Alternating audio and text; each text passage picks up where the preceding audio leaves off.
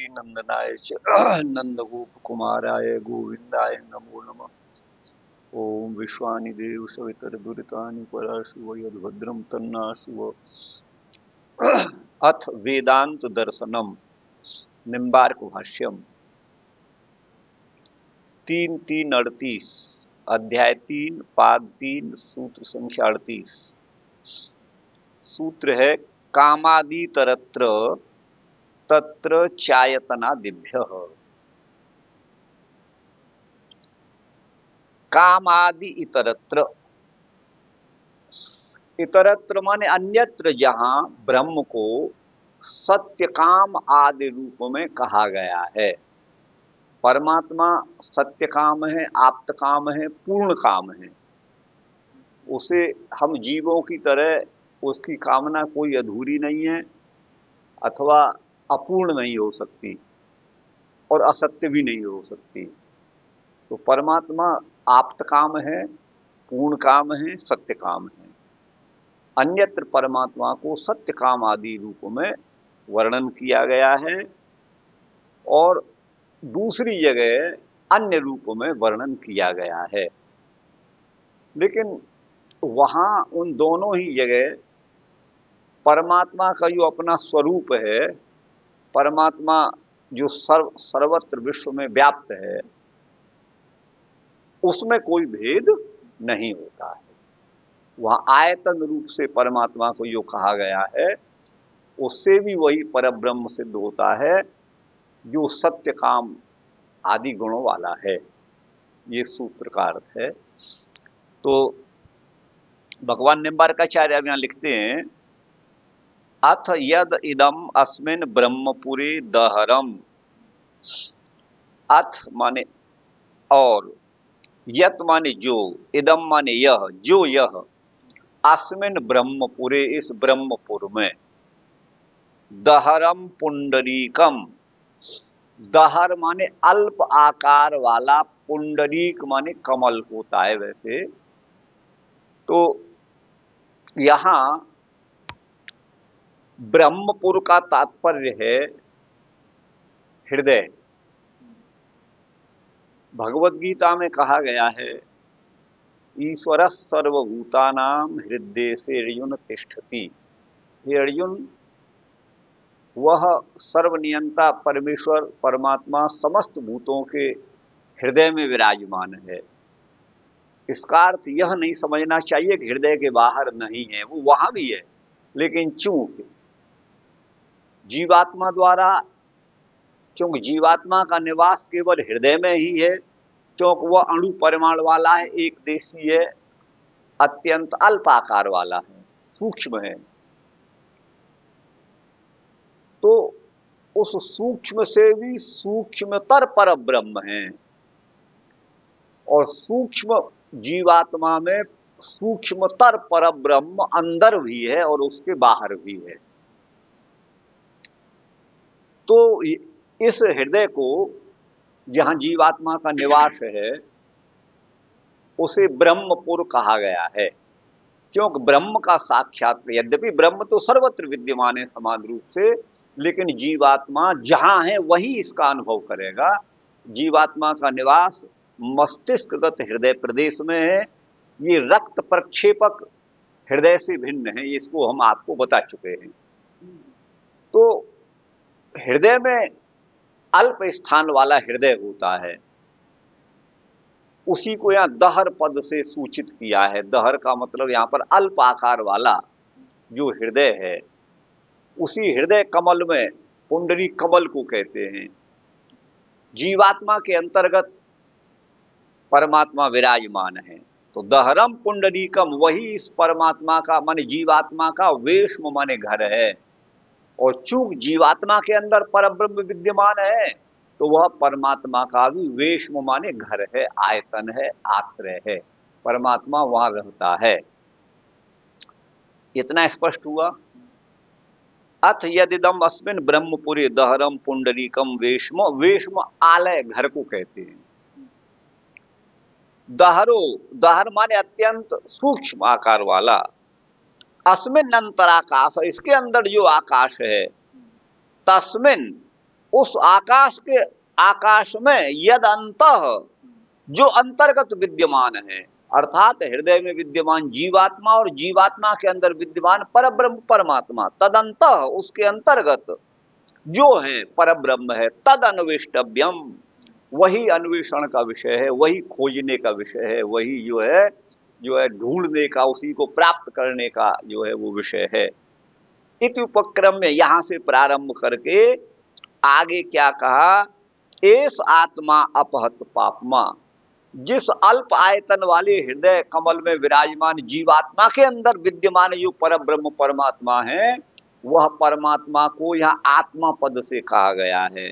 उपनिषद में कहा है कि एस आत्मा, यह जो परब्रह्म है वो अपहत पापमा है, अर्थात समस्त पापों से दूर है, पृथक है, कोई भी पाप इनका स्पर्श नहीं कर सकता, अपहत पापमा है इत्यादि ना। सत्य कामत्वाद गुणवतः छांदोग्य, ये छांदोग्य उपनिषद का मंत्र है। तो छांदोग्य में यहाँ एस आत्मा अपहत पापमा से लेकर के आगे सत्य काम सत्य संकल्प आदि कहा गया है। तो यह जो परमात्मा है वो सत्य काम, अर्थात परमात्मा की जो काम है, काम माने इच्छा है, वो सत्य है। वो जब जगत का निर्माण करता है तो जगत का निर्माण कर देता है, ऐसा नहीं है कि वो नहीं कर पाए, हमारी इच्छा तो अधूरी रह जाती है, लेकिन पर ब्रह्म के विषय में ऐसा नहीं कहा जा सकता। समय आने पर, प्रलय काल आने पर वही परमात्मा, क्योंकि वह सत्य काम है, इस जगत का संहार भी करता है और पालन भी वही करता है। तो ये उसी परमात्मा के अंतर्गत है। तो परमात्मा को सत्य काम यहाँ कहा गया है। तो वही सत्य कामत्वाद गुणवत, माने गुण वाला जो परमात्मा है, उसका निरूपण, विवेचन, उसका स्पष्टीकरण, उसका वर्णन छांदोग्य में किया गया है। तथा अन्यत्र भी यहाँ पर बता रहे, सवा एस महान अज आत्मा, वह निश्चित ही वही है, वह निश्चित ही वह महान अजन्मा आत्मा माने जो परमात्मा है, योयम विज्ञानमय, जो विज्ञानमय है, प्राणेशु, यो प्राणों में भी विद्यमान है, एसु अंतर हृदय आकाश, ये प्राणी मात्र के हृदय के अंतर्गत जो आकाश है, तस्मिन सेते, वह उसी में निवास करता है। सेते माने निवसति, निवास करता है। हाँ, या सेते का निवास करता है, विद्यमान रहता है, ये करना चाहिए, सोना नहीं, क्योंकि परमात्मा में शयन असंभव है। अच्छा, क्यों सर्वस्व वसी सर्वस्व साना आगे कहा गया है। हाँ, उस तस्मिन माने उस आकाश में, हृदय आकाश में, सेते माने वह निवास करता है, ठीक है ना। और वह कैसा है, सर्वस्व वसी, समस्त लोक लोकांतरों को अनायास ही वश में किए हुए है। आप संध्या वंदन में पढ़ते होंगे, माने विश्वस्य मिषतो वशी पढ़ते होंगे, सारे विश्व को वह जो है अपने अनायास से ही वश में किए हुए है। विश्वस्य मिषतो वशी, वही वशी है। और सर्वस्य ईशान, समग्र लोक लोकांतरों का, समस्त भुवनों का वही ईशान माने नियंत्रक है, शासक है, वह सर्वशक्तिमान है। इति वशित्वाद गुणवत, यहाँ वायुसनेक संहिता में परमात्मा को सर्वस्व वशी कह करके वशित्वाद गुण वाला, अर्थात समग्र जगत को वश में करने वाला कहा गया है। तो वशित्वाद गुण वाला जो परमात्मा है, वही, उसी की उपासना करनी चाहिए, वही उपास्य है। परमात्मनोपास्यत्वम, परमात्मा की उपासकता, ये वायुसनेक संहिता में भी श्रूयते, देखी जाती है, सुनी जाती है। ये उभयत्र विद्यक्यम, बोले जहां पर छांदोग्य में तो एस आत्मा अपहत पापमा से लेकर के सत्य काम सत्य संकल्प कहा गया है छांदोग्य में परमात्मा को, और यहाँ वाज सनेयक में उस परमात्मा को वशित्वाद गुण वाला कहा गया है। ये उभयत्र, यहाँ दोनों ही जगह विद्यक्यम, उपासना एक ही उसी पर ब्रह्म की है, दोनों ही जगह एक ही पर ब्रह्म वर्णित है। और उस पर ब्रह्म की उपासना भी वही है, उसकी एकता है। विद्यैक्यम, विद्या माने उपासना की एकता है। ये तो सत्य कामत्वाद वायुसनेके, क्योंकि वाज सनेक में तो परमात्मा के सत्य कामत्वादि रूप में परमात्मा को निरूपित किया गया है, और छांदोग्य वसित्वादि, छांदोग्य में सबको बस में करने वाला इत्यादि रूप में उसका वर्णन किया गया है। ऐसा गृहीतव्यम, हमको समझना चाहिए। कुतः माने क्यों, तो यहाँ हेतु देते हैं आयतनादिभ्य, ये पंचम्यंत हेतु से यहाँ कहते हैं। आयतन माने आश्रय आदि से, अर्थात हृदय रूप आयतन में विद्यमान जीवात्मा के अंदर वर्तमान जो है वो परब्रह्म परमात्मा ही संभव है, अन्य का वहां रहना संभव नहीं है।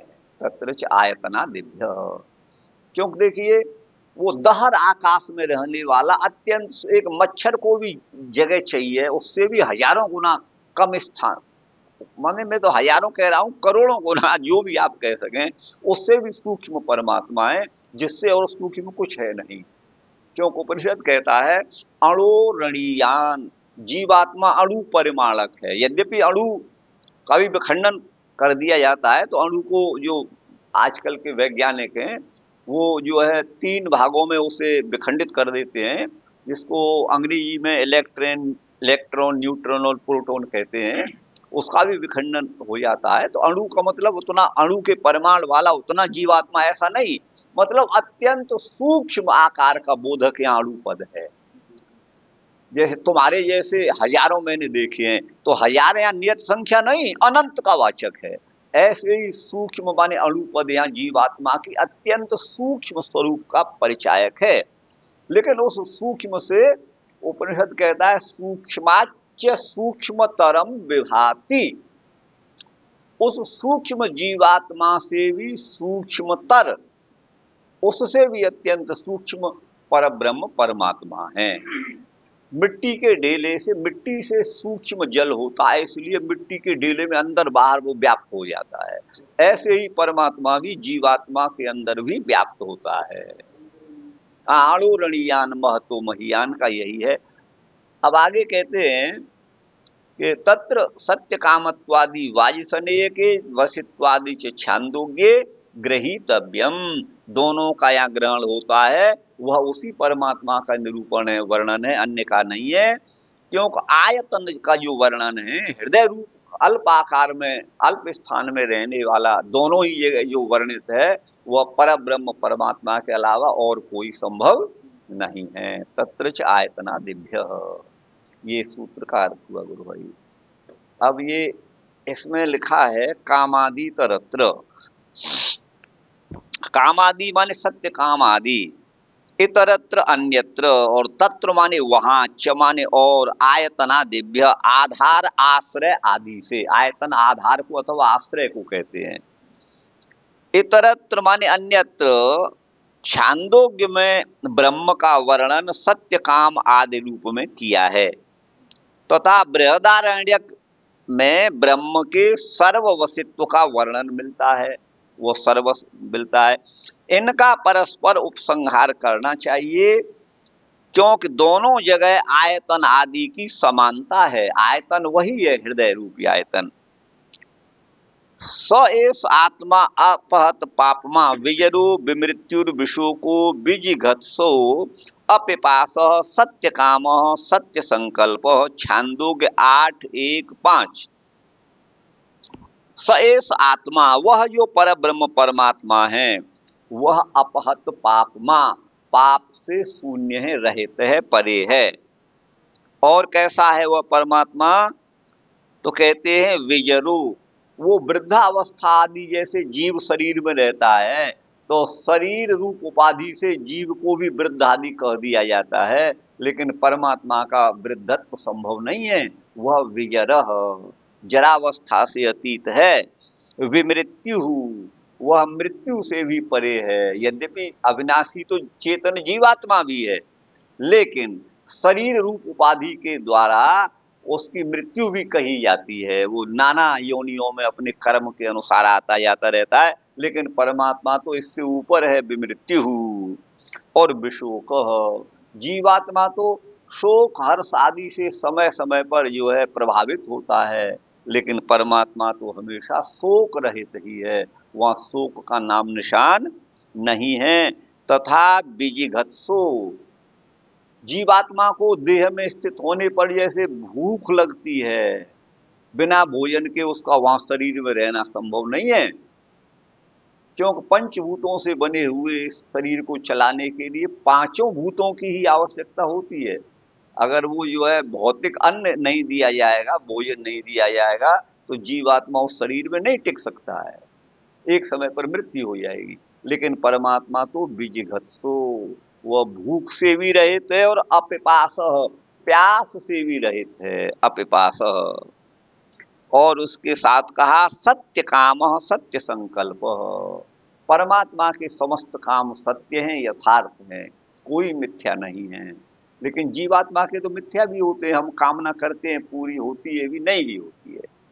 और प्राय करके सभी जीवात्माओं की जो कामनाएं हैं कि मैं विश्व का शासक बन जाऊं, कहाँ पूरी हो पाती है। और कौन नहीं चाहता है बलवान बनना, रूपवान बनना, ज्ञानवान बनना, लेकिन कहाँ हो पाते हैं। तो जीव तो जो है असत्य काम ही कहा जाएगा, वो हमेशा सत्य काम नहीं कहा जा सकता। लेकिन परमात्मा तो सर्वत्र सर्वदा वो जो है सर्वकाल में सत्य काम ही है और सत्य संकल्प भी है।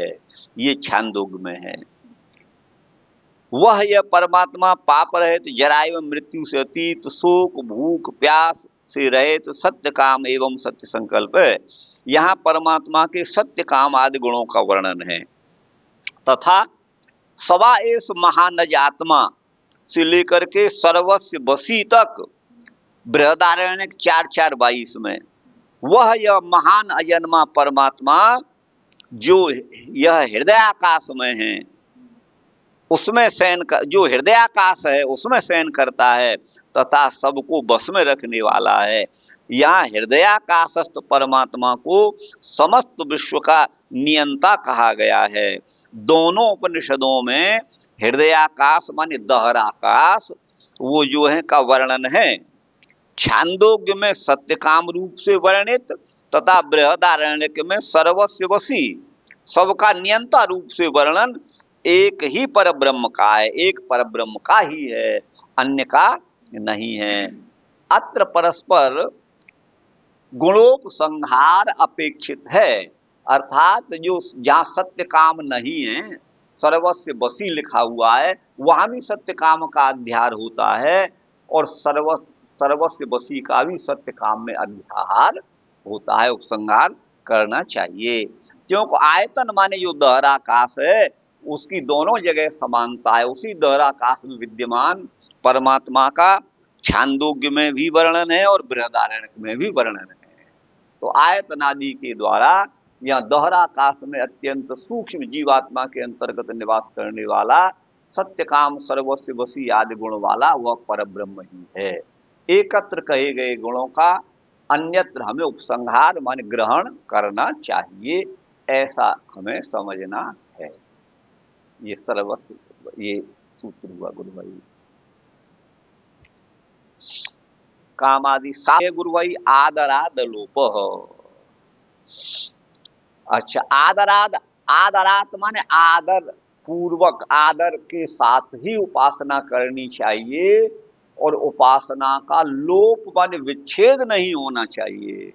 3 दिन उपासना भगवान की कर ली, फिर थक कर के बैठ गए या अन्य काम में आसक्त हो गए और उपासना को छोड़ दिया, तो बोले आदर पूर्वक, उसमें आदर का मतलब है मन उकता करके नहीं करें, प्रभु से प्रेम हम जोड़ें, प्रभु के प्रति हम प्रेम स्थापित करें और प्रभु के प्रति आदर का भाव, समर्पण का भाव रखें और अपनी उपासना का लोप भी न होने दें, है ना। आदराद लोप, यथा संभव लोप भी न होने दें, ये सूत्र का सूत्र में अर्थ है आदराद लोप। अच्छा, आगे यहाँ कहा है, लेकिन भगवान निम्बारकाचार्य इसका दूसरा अर्थ कर रहे हैं, मैंने यही किया है, मैं आगे अपना पढ़ूंगा। तो भगवान निम्बारकाचार्य यहाँ करते हैं आदराद आमनाता नाम, आमनात माने वर्णित, कहे गए, उपनिषदों में कहे गए परमात्मा के सत्य संकल्प, सत्य काम, सर्वस्य वशी आदि जो गुण हैं, वो सत्य कामत्वादि का, जिनको आदरादामनाता नाम, आदर पूर्वक शास्त्र में आमनात किया गया है, पढ़ा गया है, उन सत्य कामत्वादि गुणों का अलोप माने प्रतिषेध नहीं होना चाहिए, ऐसा कहते हैं। उनका जो है प्रतिषेध नहीं किया जा सकता है। नेह नानेति प्रतिषेधस्य अब्रह्मात्मक पदार्थ परत्वात्। बोले निषेध भी तो किया है, बोले नेह ना नास्ति किंचन, है ना, तो यहाँ निषेध भी तो होता है। तो बोले ये इनका निषेध माने लोप नहीं करना चाहिए। यहाँ पर जो है अलोप का अर्थ किया है अनिषेध, ये भगवान निम्बारकाचार्य ने। तो नेह ना नास्ति में जो प्रतिषेध है ना, प्रतिषेधस्य अब्रह्मात्मक पदार्थ परत्वात्, वह ब्रह्म से भिन्न पदार्थ की सत्ता का निषेध है। नेह ना नास्ति किंचन, अर्थात यह जो, मैं अपना अर्थ करूंगा अपनी दृष्टि से इस मंत्र का, बाकी तो दूसरा ही अर्थ करते हैं सभी। यह नेह नाना न इह, इह माने यहां, न माने नहीं है, नाना माने भिन्नता, किंचन माने कुछ भी, अस्ति माने है, नेह ना नास्ति किंचन ये है। तो इसका मतलब ये है कि यह जो सारा जगत है, जो दृश्य है, जो हमें दिखाई दे रहा है, इसमें इसके मूल रूप में कुछ भी नानात्व नहीं है, कुछ भी विविधता नहीं है, कुछ भी अनेकत्व नहीं है। वह एक ही प्रकृति का परिणाम है। एक ही प्रकृति से मनुष्य, पशु, पक्षी, पृथ्वी, जल, तेज, वायु, आकाश, ये सब उसी से बने हैं। यावन मात्र प्राणियों के देह जो भी दृष्टिगत होते हैं या दृष्टिगोचर नहीं होते, वह प्रकृति का ही परिणाम है, वह प्रकृति से ही बने हैं। इसके मूल रूप में कुछ भी भिन्नता नहीं है। दूसरा इसका अर्थ होगा कि यहाँ पर ब्रह्म में नाना माने भेद नहीं है। पर ब्रह्म मेरे आपके सारे जगत के अंदर वही एक परमात्मा विद्यमान है, उस पर ब्रह्म में नानात्व धर्म नहीं हो सकते, ये इसका अर्थ है। तो यहाँ पर है नेह नानास्ति प्रतिषेधस्य, ये जो प्रतिषेध किया है न माने नहीं है, तो वो अब्रह्मात्मक पदार्थों का है। अब्रह्मात्मक पदार्थ परक है, ब्रह्म से भिन्न पदार्थों का निषेध है। इनका मतलब है ब्रह्म के अलावा किसी की सत्ता नहीं। ये अर्थ तो मैं नहीं करूंगा, क्योंकि ब्रह्म के अतिरिक्त सत्ता हम जगत की देख रहे हैं, क्योंकि यह जगत उस परमात्मा की ही रचना है, और इस जगत परमात्मा की रचना है, फिर भी हम ये कह दें कि जगन मिथ्या, तो इससे बड़ा परमात्मा का अपमान दूसरा हम नहीं समझते। उस परमात्मा जिस जगत में हम स्पष्ट अनुभूति कर रहे हैं कि ये शेर भी दहाड़ रहा है, ये नदी बह रही है, वायु चल रहा है, वृक्ष जो है हमको छाया और फल दे रहे हैं, चोर चोरी कर रहे हैं, साधक साधना कर रहे हैं, गाय दूध दे रही है, सारा विश्व अपने अपने कार्यों में लगा हुआ है। और ये विश्व के कार्यों को, जो हमको प्रत्यक्ष दिखाई देने वाला जगत है, इसको झुटलाया नहीं जा सकता, इसको मिथ्या नहीं कहा जा सकता। हाँ, जहाँ आचार्यों का भाव है, ने कहा है कि ब्रह्म सत्यम जगन मिथ्या, उसका केवल इतना तात्पर्य है, वह मिथ्या का तात्पर्य अस्थाई, अटिकाऊ, वो टिकाऊ नहीं है। वो जो हमें आज दिख रहा है वो कल नहीं रहेगा। प्रत्येक क्षण यह जो है संसार आगे बढ़ रहा है, सम्यक रूप से संसरति, सम्यक रूपेण सरति गच्छति, जो निरंतर गति कर रहा है, श्री गतौ अर्थ में है, वो संसार है। ये गतिशील है, परिवर्तनशील है। प्रत्येक क्षण मेरे और आपके देह में भी अंतर हो रहा है, लेकिन वो इतना सूक्ष्म अंतर है कि वर्षों के बाद अनुभव होता है कि हम पहले बुढ़े नहीं थे, अब तो बुढ़े से लग रहे हैं। लेकिन वो एक साथ नहीं हो गया, वो प्रत्येक क्षण हो रहा है। वो प्रत्येक क्षण, ऐसा नहीं कि 2025 31 दिसंबर को समाप्त हुआ और जो 1 जनवरी आ गई, 26 में, 2026 में अचानक परिवर्तन एक साथ हो गया हमारे आपके, ऐसा नहीं है। वो निरंतर पूरे संसार में परिवर्तन हो रहा है, वो निरंतर परिवर्तनशील संसार है। उसमें कोई जो है एक एक क्षण में कुछ परिवर्तन हो जाए तो ऐसा नहीं है। तो नेह नानास्ति का मतलब यही है, यहाँ पर जो मूल सारा जगत प्रकृति रूप मूल उपादान से निर्मित है, इसमें मूल रूप में कुछ भी नानात्व तो नहीं है, कार्य रूप में तो नानात्व तो है। हाँ, और परमात्मा जो है वो, अब जैसे आपके हृदय में विद्यमान जीवा परमात्मा है, मेरे हृदय में विद्यमान परमात्मा है, प्राणी मात्र के हृदय में विद्यमान परमात्मा है। इस दृष्टि से नाना प्राणियों की दृष्टि से परमात्मा को भी हम नाना माने अनेक नहीं कह सकते। नेह नाना किंचन, ऐसा भाव यहाँ पर है। तो यहाँ पर ब्रह्म से अतिरिक्त का जो निषेध भगवान निम्बारकाचार्य कर रहे हैं, माने माने वस्तुतः संसार का निषेध नहीं किया जा सकता। यदि निषेध किया जाएगा तो फिर इस संसार में साधना के द्वारा होने वाली मुक्ति भी असत्य ही हो जाएगी, वह भी मिथ्या हो जाएगी, फिर तो शास्त्र का उपदेश ही व्यर्थ हो जाएगा। इसलिए संसार सत्य है क्योंकि वह परमात्मा की रचना है, और इसमें किए जाने वाले पुण्य और पाप जो कर्म हैं उनसे हमें क्रमशः सुख और दुख मिलता है, ये शास्त्र कहता है। तो निश्चित ही अगर हमारे ये संसार मिथ्या है तो हम भी मिथ्या हो गए, और हमारे द्वारा किए गए कर्म भी पाप पुण्य भी मिथ्या हो गए, फिर तो सब मिथ्या ही है। तो सत्कर्म क्यों करे कोई, और उसका प्रयोजन भी क्या होगा जब मिथ्या ही है तो। और फिर जिसने कोई पाप कर दिया तो वो भी मिथ्या है, फिर उसे भी दुख नहीं भोगना चाहिए। लेकिन शास्त्र हमेशा निषेध करता है बुरे कामों से और अच्छे कार्यों में प्रवृत्ति कराता है शास्त्र, है ना। यज्ञोदानम तपस्यैव पावनानि मनीषिणाम, भगवद गीता में यज्ञ दान और तप न त्याज्यम कार्यमेव तत्, इनको कभी भी नहीं त्यागना चाहिए, ये करना ही चाहिए। लेकिन बुरे कामों से निषेध वेद भी करता है, असतो मां सद्गमय। हे प्रभु, हमको असत्य से गलत कार्यों से हटा करके सत्य की ओर ले जाओ, शुभ कार्यों में लगाओ। तो इसलिए जगत मिथ्या नहीं है, जगत वास्तव में सत्य है, और परमात्मा के अतिरिक्त अन्य वस्तु का निषेध तो इसलिए भी नहीं हो सकता कि महाप्रलय की अवस्था में भी जीव की सत्ता का लोप नहीं होता और प्रकृति भी विद्यमान रहती है। तो तत्वत्रय की विद्यमानता सर्वकालिक है, कभी भी इन तत्वों का अभाव नहीं होता।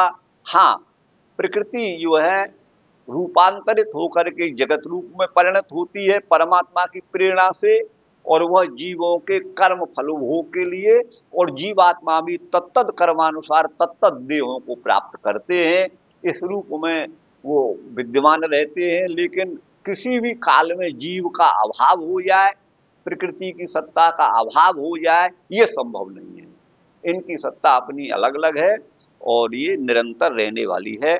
तो ये भगवान निम्बारकाचार्य का अर्थ था। तो इन्होंने ये अर्थ किया है, तो मैंने जो अर्थ किया है वो यही किया, आपको बता चुका हूं। आदरादलोप, आदरात माने आदर से, अर्थात प्रेम पूर्वक।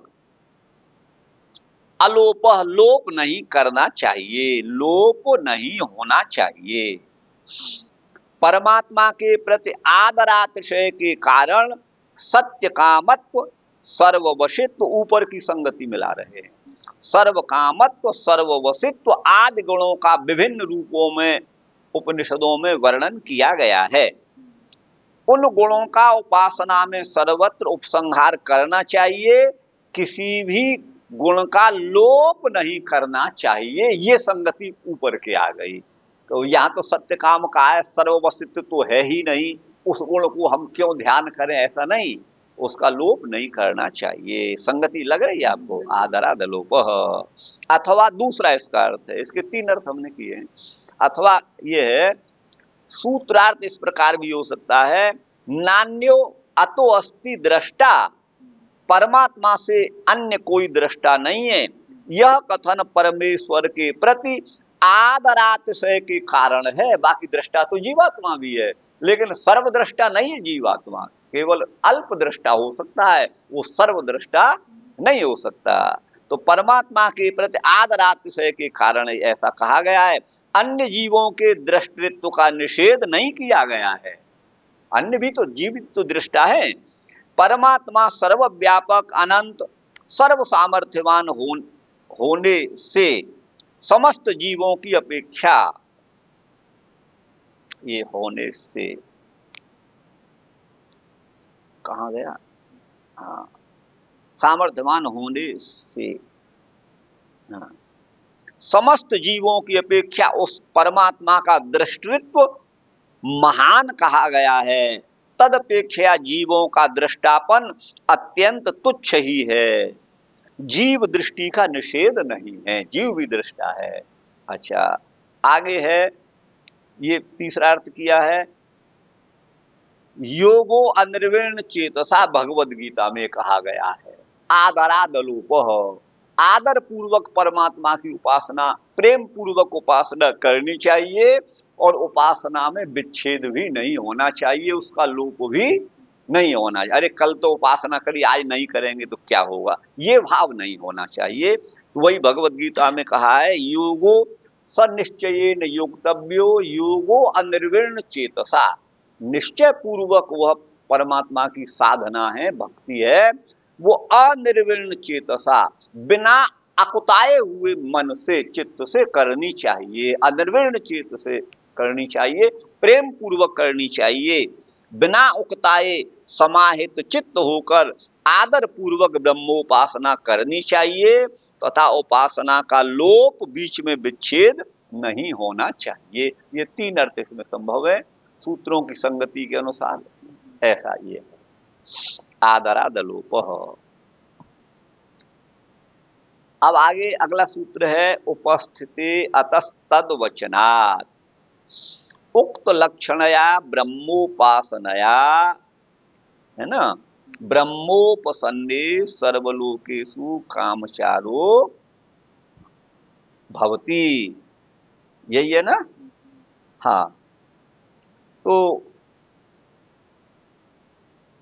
उपस्थिते सूत्र का सूत्र में अर्थ कर रहा हूं, निरंतर प्रेम पूर्वक आदर पूर्वक की गई उपासना के फल के उपस्थित होने पर, जब उपासना साधक की पूर्ण हो जाती है तब जीवात्मा को ज्ञान प्राप्त होता है। उपस्थिति अतः, अतः माने उसी उपासना से ये जो है ब्रह्म ज्ञान होता है। तद वचनात्, ऐसा तद विषयक वचन है, ऐसा शास्त्र में निर्देश है। ये सूत्र का सूत्र में अर्थ है। भगवान निम्बारकाचार्य लिखते हैं, उक्त लक्षणया ब्रह्मोपासनया, उक्त लक्षण वाली अर्थात बिना विघ्न के, बिना अकुताए हुए मन से आदर पूर्वक प्रेम पूर्वक नियमित रूप से की जाने वाली ब्रह्म की जो उपासना है, उक्त लक्षणया का अर्थ है उस ब्रह्मोपासना के द्वारा ब्रह्मोपसन्ने, ब्रह्म का, ब्रह्म की प्राप्ति, ब्रह्म का सानिध्य प्राप्त होने पर सर्वलोकेषु कामचारो भवति, मुक्त जीवात्मा समस्त लोकों में अपनी कामना के अनुसार गति करने में समर्थ होता है। कामचारो भवति ननु तत्त लोक प्राप्ति संकल्प पूर्वकम, अमुक लोक में मुझे जाना है, संकल्प के अनुसार उसी लोक में वह उपस्थित हो जाता है।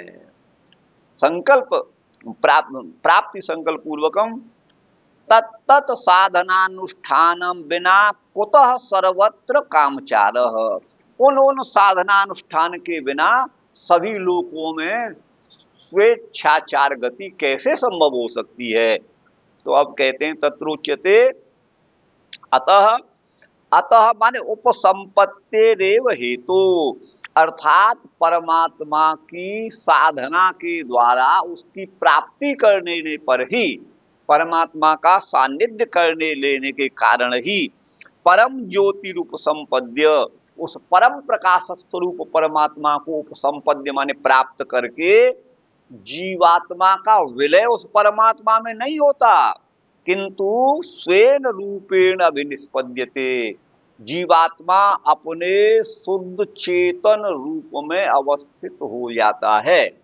उस परमात्मा के साथ, उस जीवात्मा के साथ संसार की दशा में जो देह और इंद्रियों का योग था, जो अपने शुभ और अशुभ कर्मों के अनुसार नाना योनियों में, ऊंची नीची योनियों में भ्रमण कर रहा था, अब वह स्थिति नहीं रह जाती है। जीवात्मा को अपने कोई भी कर्म शेष नहीं रह जाते हैं। तो अपना जो जीवात्मा का जो ज्ञान स्वरूप है और जो चेतन स्वरूप है, उसी स्वरूप में वह अवस्थित हो जाता है। अर्थात उसकी सत्ता परमात्मा से पृथक शुद्ध चेतन रूप में बनी रहती है। और अभी वो प्रकृति के संपर्क से जो अशुद्ध जैसा, मलिन जैसा, अप्रकाशित हो रहा था, वह सब कुछ भूल चुका था। मैं कौन हूँ, कहाँ से आया हूँ, प्रकृति के संपर्क में पड़ करके अब वह स्थिति नहीं रहती। वह अपने वास्तविक स्वरूप से अब निष्पन्न हो जाता है। सस्वराट भवती, और वह स्वराट अपनी मर्जी का मालिक हो जाता है। माने स्वे नहीं, माने अपनी इच्छा के अनुसार ही वो जो है सब कुछ अपना जो अपेक्षित, जो भी उसकी कामनाएं हैं, उनको वो पूरा कर लेता है। उसका कोई परमात्मा के अतिरिक्त अन्य कोई उसका अधिकारी नहीं होता, अन्य कोई उसके ऊपर नहीं होता। अच्छा, सस्वराट भवती माने स्वराट राजनी दीप्त, वो स्वयं प्रकाशित होता है, उसे पर किसी की अपेक्षा नहीं रहती, अनपेक्ष हो जाता है। तस्य सर्वेषु लोकेषु कामचारो भवति, उस मुक्त जीवात्मा का समस्त लोकांतरों में अपनी कामना के अनुसार गमन संभव होता है। इति वचनात्, ऐसा गुरु भाई इस सूत्र का अर्थ भगवान निम्बारकाचार्य ने किया है। उपस्थिते अतः तद्वचनात्।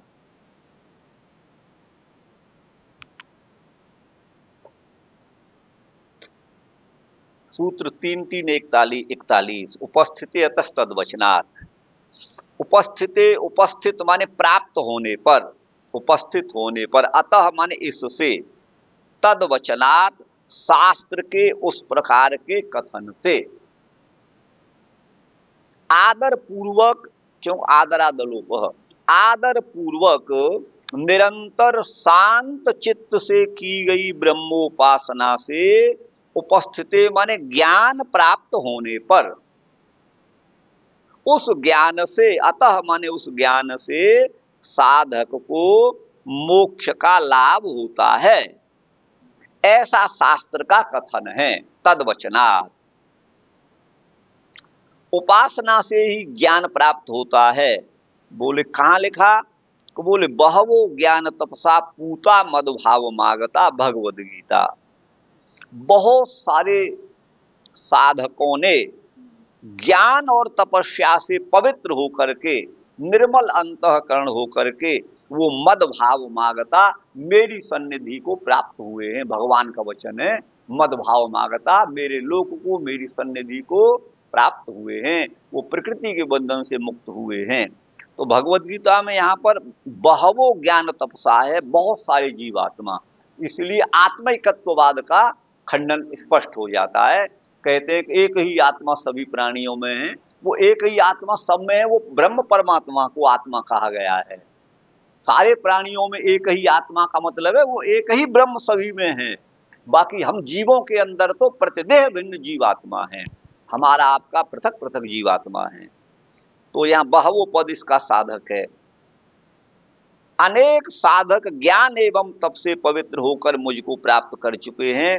फिर आगे भी कहा है, भक्तिर ज्ञानाय कल्पते, भक्ति माने उपासना ज्ञान के लिए होती है, भक्ति से ही ज्ञान वैराग्य होते हैं। आपने श्रीमद् भागवत के प्रारंभ में पढ़ा है, भक्ति के दो पुत्र हैं, ज्ञान और वैराग्य। तो भक्ति है ना, उसका कारण है, और पुत्र कार्य, ऐसा मानिएगा आप। माने भक्ति से ही जो है ज्ञान होता है। भक्तिर ज्ञानाय कल्पते, ज्ञान उत्पन्न करने में, कल्पते माने सामर्थ्यवान होती है, समर्थ होती है भक्ति। ज्ञान आधिगम होने पर भिद्यते हृदय ग्रंथि छिद्यन्ते सर्व संशया, क्षीयन्ते चास्य कर्माणि तस्मिन् दृष्टि परावरे। ये भगवत गीता का भी मैंने श्लोक नहीं दिया और ये उपनिषद का वचन का भी मैंने नहीं दिया। अब मुझे ये भी नहीं मालूम किस उपनिषद का, लेकिन प्रसिद्ध है ये मंत्र, प्रसिद्ध मंत्र है। तो उस परम ब्रह्म का साक्षात्कार होने पर, है ना, वो हृदय की गांठ खुल जाती है, सभी संशय नष्ट हो जाते हैं तथा समस्त संचित कर्मों का नाश हो जाता है, ऐसा शास्त्र वचन है। तद वचनात्, ये शास्त्र का वचन है। देखिए कितना